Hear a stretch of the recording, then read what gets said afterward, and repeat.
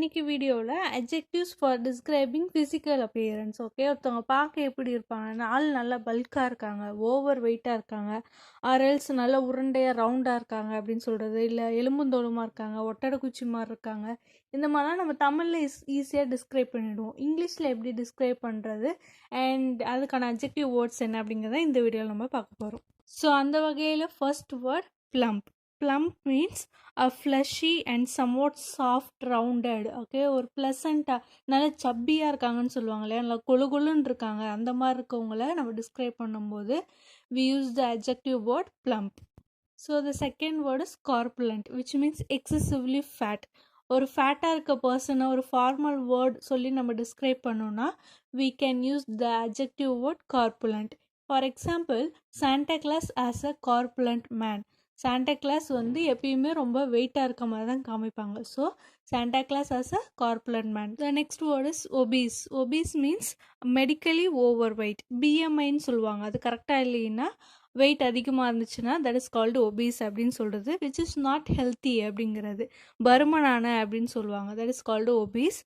And the example sentence, he struggled with his obese. Okay, அவன் வந்து அவனோட வெயிட்னால ரொம்ப ஸ்ட்ரகிள் ஆகிறான் அப்படின்னு சொல்கிறது.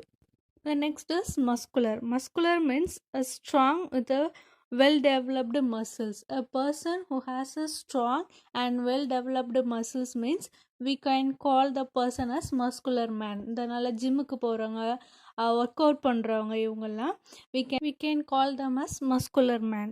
Example sentence, he has a muscular physique. அவனுக்கு வந்து நல்ல muscular physiqueனா strong and well developed muscles இருக்கு.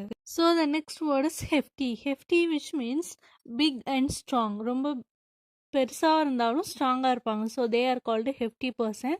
Example sentence, he was a tall hefty man. Okay, ரொம்ப டாலான பிக்கான ஸ்ட்ராங்கான பர்சன் அப்படின்னு நம்ம சொல்கிறது. So the next word is sturdy, which means possessing excellent health and strength. நல்லா திடகாத்திரமாக இருக்காங்க அப்படின்னு சொல்லுவோம் இல்லையா, அந்த மாதிரி நம்ம ஒரு பர்சனை டிஸ்கிரைப் பண்ணும்போது we can use this word sturdy.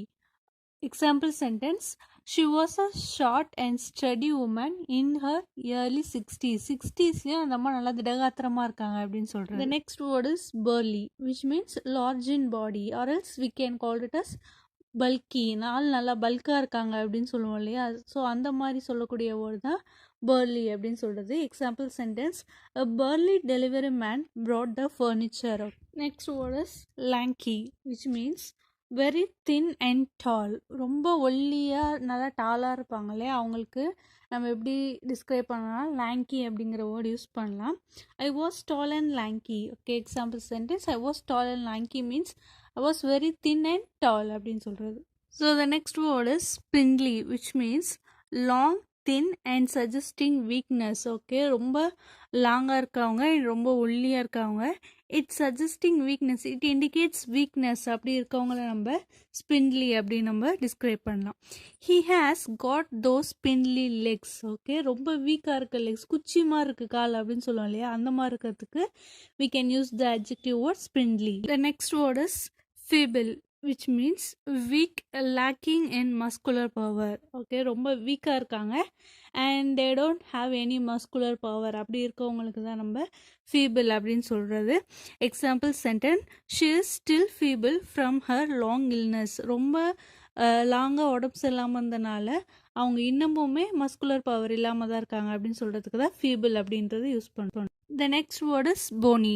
எலும்புந்தோலமாக இருக்காங்க அப்படின்னு சொல்லுவோம்ல, exactly that is very thin as though the bones show through the skin. Okay, நம்ம ஸ்கின்ல அந்த எலும்பு அப்படியே ஒட்டிகிட்டு இருக்க மாதிரி இருந்துச்சுன்னா அந்த மாதிரி இருக்கவங்கள நம்ம போனி அப்படின்னு டிஸ்கிரைப் பண்ணலாம்.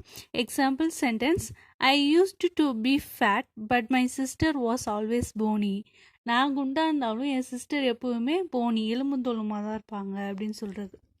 The next word is decrepit, which means weak and in bad condition from old age. வயசாயிடுச்சு அப்படின்னு சொல்லுவாங்களா, முதுமையுற்ற அப்படின்னு சொல்லுவோம்ல, தட் இஸ் கால்டு decrepit அப்படின்னு சொல்கிறது. Example sentence, a decrepit old man sat on a park bench. பெஞ்சில் ஒரு வயசான ரொம்ப முடியாத ஒருத்தர் உட்காந்துருந்தார் அப்படின்னு சொல்கிறது.